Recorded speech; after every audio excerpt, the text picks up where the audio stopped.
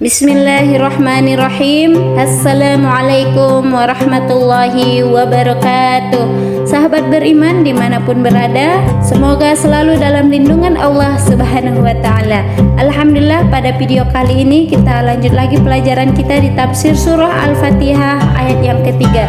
Kita dalam setiap video ini membacakan one day one ayat dari tafsir surah Al-Quran. Nah, pada kesempatan ini kita lihat ayat yang ketiga.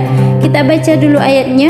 A'udzu billahi minasyaitonir rajim. Bismillahirrahmanirrahim. Ar-Rahmanirrahim. Artinya yang Maha Pengasih lagi Maha Penyayang.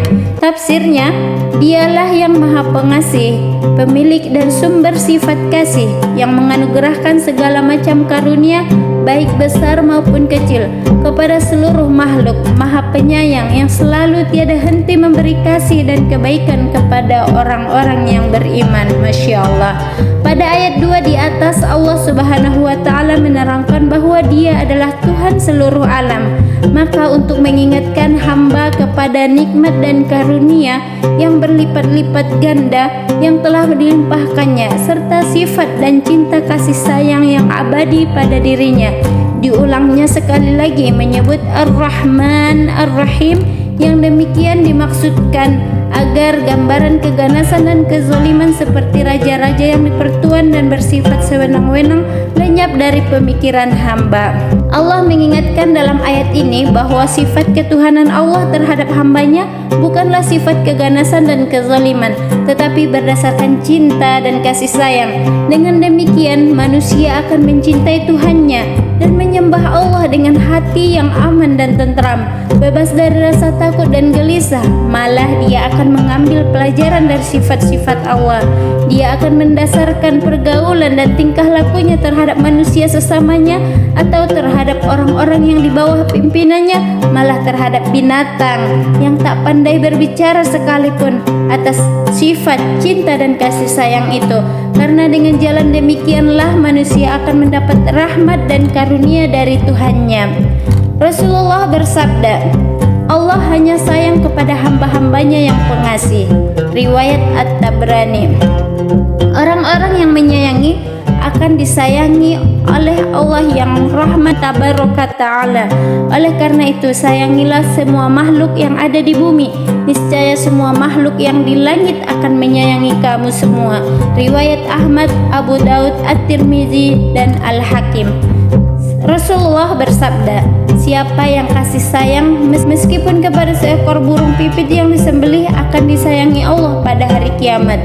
Riwayat Al-Bukhari. Maksud hadis yang ketiga ialah menggunakan aturan dan tata cara pada waktu penyembelihan burung, misalnya memakai pisau yang tajam.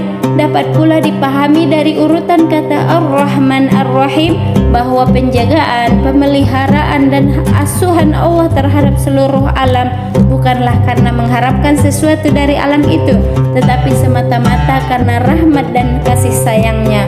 Boleh jadi ada yang terlintas dalam pikiran orang, mengapa Allah membuat peraturan dan hukum, dan mengapa Allah menghukum orang-orang yang melanggar peraturan itu. Pikiran ini akan hilang bila diketahui bahwa peraturan dan hukum, begitu juga azab di akhirat atau di dunia yang dibuat Allah untuk hambanya yang melanggar, tidaklah berlawanan dengan sifat Allah yang Maha Pengasih dan Maha Penyayang. Karena peraturan dan hukum itu rahmat dari Allah demi untuk kebaikan manusia itu sendiri.